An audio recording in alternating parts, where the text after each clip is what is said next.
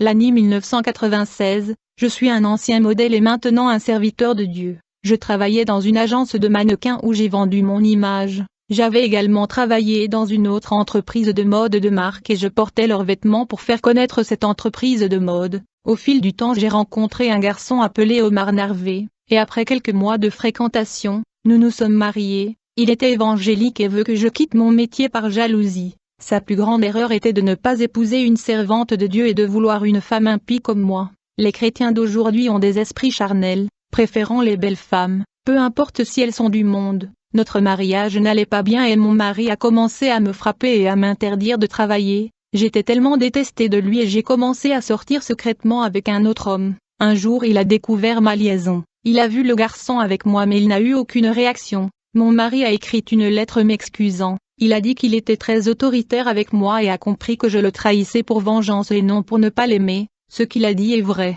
Je l'aimais mais j'étais très blessée. Je voulais lui faire mal afin qu'il puisse ressentir ce que je ressentais. Il a quitté la maison et est allé dans une autre ville. J'étais libre de travailler à mon travail. Mon frère Fernando, qui s'était drogué avec de la drogue, venait juste de devenir un revendeur de drogue. Je voulais être plus belle et dépenser de l'argent en chirurgie esthétique. J'ai mis du silicone sur mes fesses et 3 mois plus tard, j'ai subi une intervention chirurgicale pour mettre des implants dans mes seins. Je suis allée à la table d'opération et j'ai eu des complications ce jour-là. J'ai perdu beaucoup de sang et mon cœur avait un rythme cardiaque très faible. Mes visions devenaient sombres, je mourais lentement et ma vision spirituelle devenait réelle. J'ai commencé à voir des démons ressemblant à des vautours autour de moi voulant prendre mon âme. J'ai prié dans mes pensées pour la miséricorde de Dieu. J'avais peur de mourir et je ne voulais pas que ces monstres les prennent mon âme. J'ai fermé les yeux et je ne pouvais pas ouvrir et je me suis réveillée en enfer. J'étais terrifiée de voir la scène d'horreur à cet endroit. J'ai vu un homme dont le dos était plein de tatouages et un démon lui a fouetté le dos et les morceaux de chair ont commencé à tomber par terre. Puis le même démon avec une lame coupa le dos de l'homme et enleva toute sa peau tatouée. Partout où il avait un tatouage sur son corps, le démon coupa la chair tatouée et ne laissa que le squelette. Cet homme a été sévèrement puni pour avoir peint le temple du Saint-Esprit. Je me suis enfuie terrifiée et j'ai vu des femmes qui avaient des implants en silicone dans leur corps. Les silicones ont pris une vie et vivent dans leur corps. Ils ont explosé comme des vessies dans le corps de ces femmes. D'autres silicones ont généré des jambes et sont devenues vivantes de l'intérieur de ces femmes. Ces silicones étaient des démons semblables à une gélatine vivante qui a habité ces femmes, et quand elles sont mortes et sont tombées en enfer, elles sont sorties de leur corps pour les tourmenter. Les démons de silicium vivent à l'intérieur des personnes qui ont mis des implants en silicone dans leur corps. Vous pouvez même mourir et être enterré avec votre corps rempli de silicone. Mais les démons sont installés à l'intérieur de l'âme à cause du silicone et ne sortiront que lorsque vous serez en enfer. Pour ceux qui se sont convertis à Jésus et qui ont du silicone dans le corps et ont été libérés du monde, le démon de silicone est parti, même si le plastique est à l'intérieur de la personne. J'ai retiré tous les silicones de mon corps après mon retour de l'enfer. J'étais terrifiée de savoir que cela appartient aux démons. J'ai vu en enfer les démons avec des matériaux silicone prêts à les ramener à la terre. Les démons de l'enfer appellent de telles personnes qui mettent des silicones dans leur corps, mes poupées en plastique. J'ai vu un endroit en enfer où il n'y avait que des modèles. Ils sont morts dans l'illusion de gagner la gloire et la richesse du monde à travers leur beauté. J'ai vu des modèles pauvres et riches. Il y a aussi des modèles masculins à cet endroit. C'est un appât que Satan a joué pour gagner beaucoup d'âmes. J'ai vu beaucoup de reines de beauté en enfer. Il y a un endroit qui n'a que de belles personnes qui idolâtrent leur propre corps. J'ai vu des danseurs de programmes de télévision, les gens qui aiment danser dans les salles de concert. Quand ils mourront, ils danseront avec les démons dans la salle des enfers. Là, ils sont obligés de danser sur les ongles pour toujours. Leurs pieds saignaient et des ongles chauds de braise ont déchiré leurs pieds. J'ai vu de faux prophètes, de faux docteurs et de faux bergers. Les démons enfoncèrent un grand fer dans leur bouche jusqu'à le percer la gorge. Ils sont tourmentés dans la bouche parce qu'ils ont refusé de prêcher le véritable évangile. Ils ne voulaient pas prêcher la vérité et utilisaient des fables de l'Ancien Testament pour prêcher les richesses. J'ai vu un jeune homme qui s'était éloigné du chemin de Jésus pour ne pas pouvoir trouver d'épouse. J'ai vu une fille qui marchait sur le chemin de Jésus. Quand elle a rencontré un garçon impie, elle a commencé à sortir avec lui. Le garçon l'a sorti du chemin de Jésus et le démon de la mort s'empara de lui. Ce jeune homme a pris la vie de cette fille et elle est en enfer. J'ai vu un chrétien qui s'est égaré pour ne pas pu trouver de travail. Il souffrait beaucoup en enfer. J'ai vu un pasteur laissé par sa femme et ses enfants. Il n'a pas supporté le test et s'est égaré, est mort et est en enfer. J'ai vu un missionnaire en enfer. Elle aimait son travail et lorsqu'elle a été licenciée, elle s'est détournée de Jésus. Cette femme était en enfer souffrant d'agonie mortelle. J'ai vu un couple chrétien en enfer, tous deux évangélistes. Le garçon a fait le travail de Dieu et a gagné beaucoup d'âmes. La fille était également dédiée à l'œuvre de Dieu.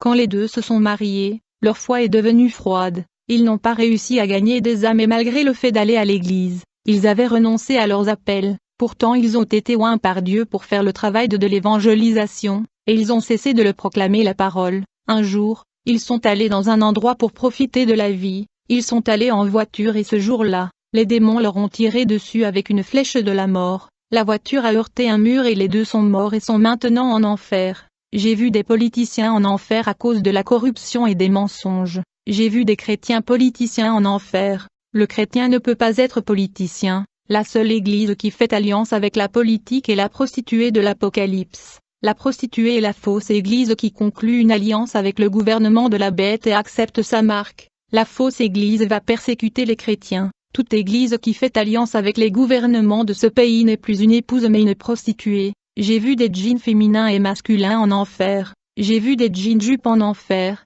Ce tissu a été fabriqué dans la galerie de l'enfer. Et le drap a été consacré par un sataniste pour ne jamais se démoder. Hommes et femmes de Dieu, veuillez ne pas utiliser ce vêtement. J'ai vu plusieurs jeans en enfer. J'ai vu des pantalons déchirés, tachés et brodés en enfer. J'ai vu des pantalons de sport du diable. J'ai vu le tennis en enfer et une fabrique de démons. Cette usine en enfer produisait des baskets avec les marques Nike, Olympiaco, Adidas et d'autres marques. Et sur terre, ces marques ont du succès parce qu'elles sont consacrées à Satan. Ne portez pas de baskets, portez des chaussures sociales. Je regardais alors que les becs des baskets s'ouvraient et que la semelle intérieure était une langue qui sortait de l'intérieur et que l'on pouvait voir les dents pointues des piranhas de ces baskets. J'ai vu beaucoup de marques de vêtements que j'avais l'habitude de faire des publicités. Les dessins stylistiques de ces vêtements sont planifiés en enfer. Les démons portent ces vêtements en enfer et se moquent toujours des modèles. J'ai vu les démons des passerelles qui influencent les modèles. J'ai eu la vision d'un grand défilé, où les démons défilaient les mêmes modèles. Les propriétaires des entreprises concluent des pactes et reçoivent des informations de l'enfer sur la manière dont ils doivent produire les vêtements, et le médiateur des alliances sont les sorciers. Les dessins sur les chemises sont aussi des figures de démons. Ma vision est descendue sur terre et j'ai pu voir un démon de meurtre venir pour posséder mon frère Fernando. Sa personnalité est devenue mauvaise. J'ai vu son cœur se durcir et son âme devenir sombre. Il était capable de prendre une arme à feu et tuerait une autre personne. Je suis Omar Narve, mari de Belinda Martinet. J'étais parti dans une autre ville et j'étais triste de ne pas être un bon mari. Ma rébellion en tant que chrétien a coûté cher. J'ai rêvé d'un ange de Dieu qui est venu vers moi et a touché mon corps. Et tout à coup, mon corps était rempli de lèpre. Après ce rêve, j'ai eu la leucémie et j'ai été hospitalisé. J'étais brisé pour avoir été un chrétien au cœur dur, et à la mauvaise humeur. Je me suis repenti et j'ai prié dans ma chambre où j'ai été hospitalisé. Quand ma famille a appris que j'étais hospitalisé, ils m'ont abandonné. Ma femme n'était pas au courant de ma maladie. J'ai commencé à prier pour qu'elle me pardonne. Alors que j'étais sur le lit de chirurgie, une force de l'enfer m'a tiré vers le bas et j'étais coincé à cet endroit. Les médecins qui m'avaient mis des implants en silicone se battaient pour ma vie. Je suis revenu vivant sur ce lit d'hôpital. Quelques mois plus tard, j'ai sorti les implants de silicone pour vivre en tant que personne physique. C'était très douloureux. Je les ai sortis parce que je voulais, parce que Dieu m'avait pardonné. Je priais à l'aube. J'ai vu un homme armé sur une moto autour de la maison de mon frère Fernando. Derrière cet homme se trouvait un démon de la mort. Mon frère était sur le point d'être tué parce que l'homme s'attendait à ce qu'il quitte la maison. J'ai prié Dieu de délivrer mon frère, tout comme un ange a aveuglé l'armée de Syrie. Cet homme qui attendait que mon frère le tue a été aveuglé par un ange. Mon frère a été délivré de la mort par ma prière. Aujourd'hui, mon frère est pasteur. Un démon a utilisé un homme riche qui possède une agence de mannequins pour m'offrir un contrat d'1 million de dollars pour servir de modèle. J'étais confuse et j'ai dit, j'aimerais bien y réfléchir d'abord et demain je te donnerai une réponse concrète. Quand c'était la nuit, j'ai rêvé que beaucoup d'âmes descendent en enfer et demandent de l'aide. Et une voix m'a dit, beaucoup d'âmes meurent et d'autres réclament de l'aide. Si vous n'allez pas à la mission, beaucoup seront perdus à cause de vous. Le lendemain, j'ai dit à l'homme d'affaires en mannequin, je ne veux pas de travail. Il a doublé l'argent. Quand il a fait cela, Dieu m'a permis de voir son visage déformé ressemblant à un monstre. Je l'ai rejeté et je suis allé prier à la maison pour vaincre la tentation, et Jésus m'a parlé. en voyant son ange qui est apparu dans ma chambre et a dit, 500 âmes vous attendent pour cette mission. Satan le sait et a essayé de vous arrêter. Il est capable d'offrir des fortunes, du pouvoir et même des royaumes pour empêcher une personne de faire la mission parce que 500 âmes pour lui, c'est trop et qu'il ne veut pas les perdre au profit de Dieu. L'argent pour Satan ne vaut rien. Dans l'éternité, l'argent ne vaut rien que dans le monde physique et matériel. Ce qui a de la valeur dans le monde des esprits est ce qui est éternel et non périssable. Une âme est éternelle, et pour Satan il a plus de valeur que tout l'argent du monde. Pas la banque qui achète une âme. J'avais un salon de beauté, je teignais les cheveux, peignais les ongles et épilais les femmes et les hommes. Mais dans l'église, j'ai prêché que c'est un péché de peindre des ongles et de teindre les cheveux alors que je continuais à travailler dans mon salon de beauté, jusqu'au jour où le Saint-Esprit m'a réprimandé en disant, « Vous prêchez contre la vanité et les ornements, mais vous travaillez toujours pour votre affaire dans le péché.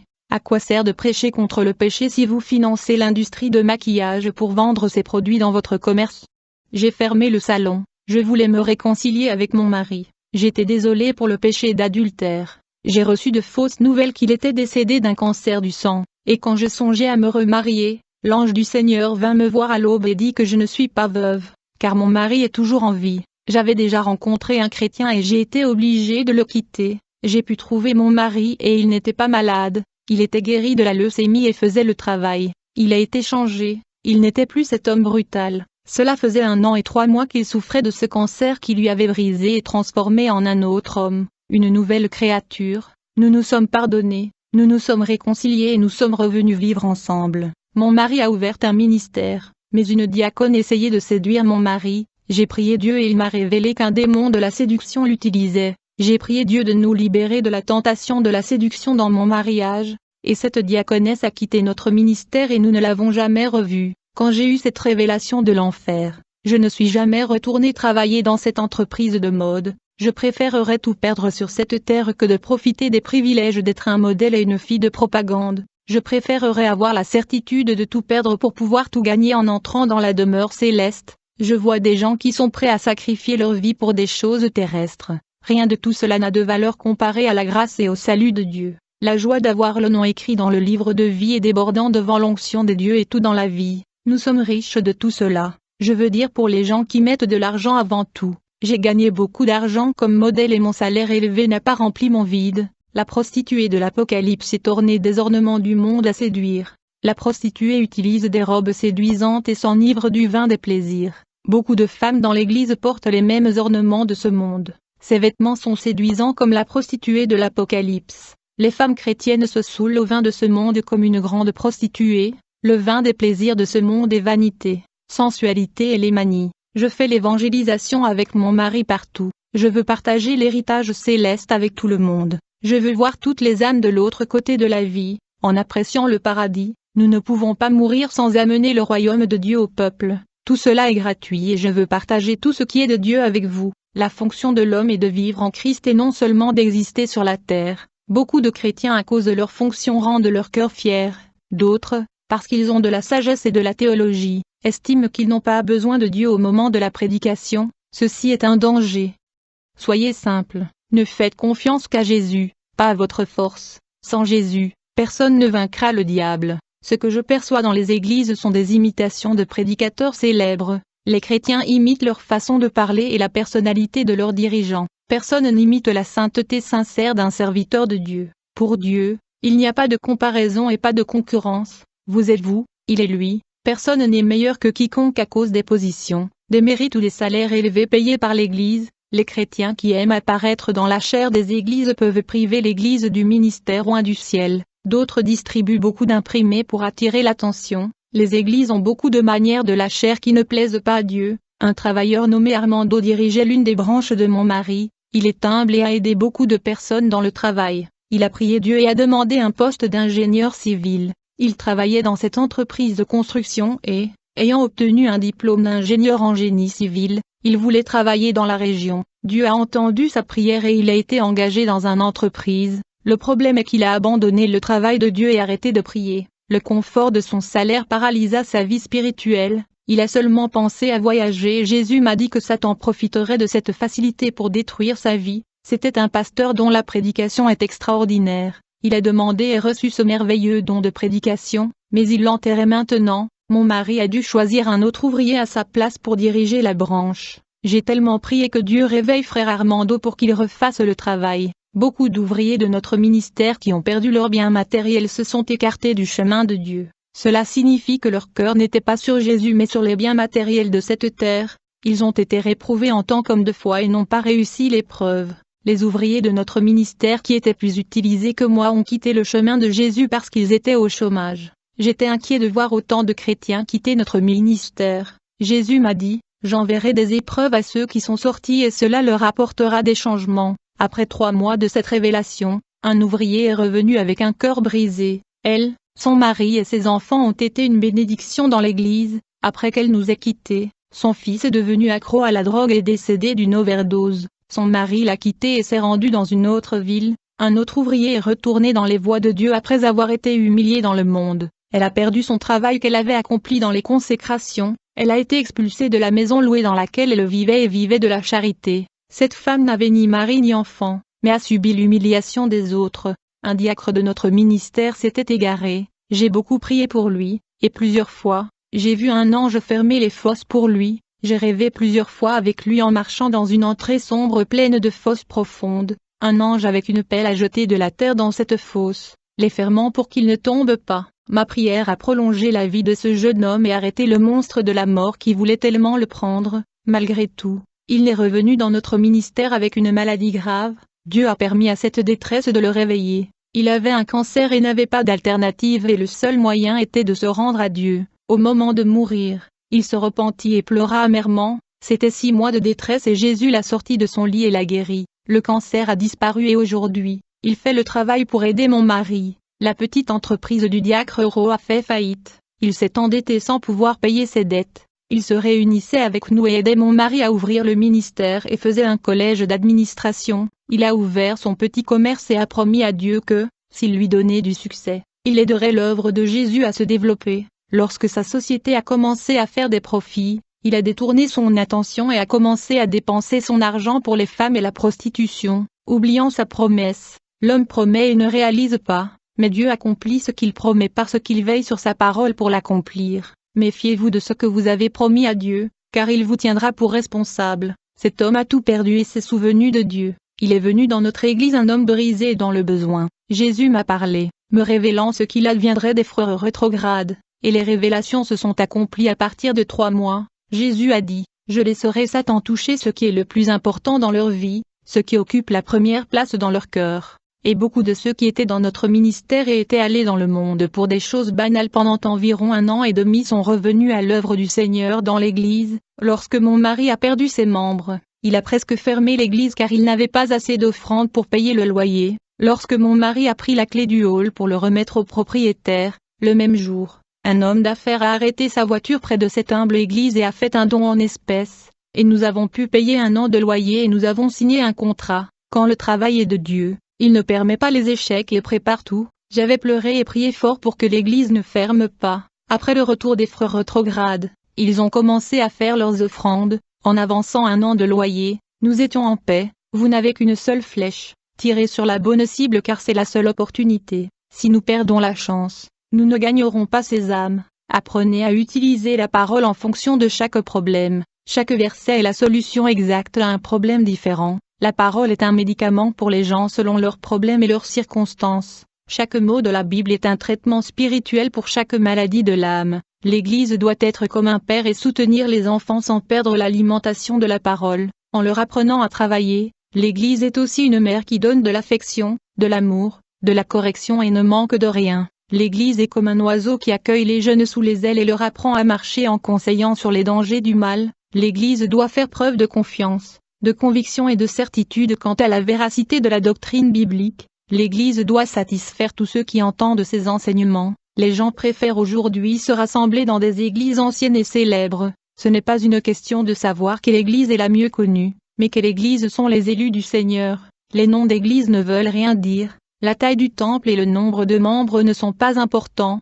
Les vieilles églises qui sont célèbres pour leurs histoires, mais aujourd'hui, elles sont mortes. Ne minimisez pas les églises qui ne sont pas connues. Ne méprisez pas une petite église avec peu de membres car ils peuvent mener une vie évangélique sérieuse alors que les célèbres églises ne donnent pas la vie spirituelle à ses membres. L'Église peut être inconnue et très spirituelle, et les églises célèbres avec un grand nombre de membres vivent dans la chair. Ce sont les petites églises qui connaissent une renaissance. Je suis le mari de Belinda et pasteur d'une petite église. Les gens sont engagés envers Jésus par cette église et on leur apprend à marcher dans le droit chemin du bien. Berger, nous n'offrons pas de formule magique de prospérité et nous n'annonçons pas de miracles pour attirer les foules. Il y a des églises qui annoncent ce qu'elles ne peuvent pas faire. Ils promettent ce que Jésus n'a pas promis de faire. Lorsque Jésus veut exploiter ses merveilles, il ne s'oppose pas à la vente de miracles. Jésus n'est pas obligé de faire des miracles à moins qu'il ne le veuille à cause d'une campagne de miracles. Il ne peut pas être contraint de faire les vanités de ces pasteurs transgressifs de l'Évangile, à leur guise. L'Église pour gagner le respect et la crédibilité de Dieu doit être différente. Étant une Église spirituelle, cela réussira sans effort humain si Jésus contrôle le ministère. L'humble Église doit bien traiter les âmes et recueillir les adresses des visiteurs catholiques. Les ouvriers de mon Église servent bien les gens et enseignent chez eux. Les âmes se sont converties et nous étudions chaque quartier où nous marchons sur nos pieds avant de prendre la parole. Je suis Belinda et j'affirme que ce que mon mari a dit est ce que nous faisons. Le groupe d'église était déjà allé chercher l'évangile dans des endroits lointains, où il n'y avait pas de robinet, mais seulement des rivières et des puits. Nous sommes entrés dans des pays où nous avons été rejetés et notre parole n'a pas été reçue. Notre église a la productivité et nous on peut gagner 100 âmes par mois. Nos objectifs sont de gagner 1000 âmes par mois, mais ce qui compte, c'est la volonté. Le travail est difficile. Beaucoup de travailleurs ne peuvent pas suivre le rythme de l'évangélisation du ministère que nous faisons dans tous les quartiers de la ville. Les chrétiens sont habitués aux églises où personne ne quitte les temples pour évangéliser dans les rues. Ils ne peuvent pas s'adapter à notre église parce qu'ils montent seulement parler de Jésus à la chair. J'ai été formé par Dieu pour sauver des âmes, ceci est ma spécialité. Je ne promets pas ce que Jésus ne fera pas et, à travers tous les besoins, nous enseignons aux gens ce que Jésus veut pour chacun. Nous ne faisons pas campagne en promettant une vie accomplie en faisant de Jésus un génie de la lampe. Je parle toujours des difficultés d'être chrétien et du chemin étroit qu'ils devraient suivre. Quand notre groupe va évangéliser dans les rues, nous disons toujours aux gens que cela peut être leur dernière chance et leur seule chance de se sauver eux-mêmes. Ce peut être vos derniers jours de vie. Certains peuvent mourir aujourd'hui ou demain. Continuons à faire ce travail avec amour pour atteindre les cœurs. Nous devons atteindre la cible et être compétents.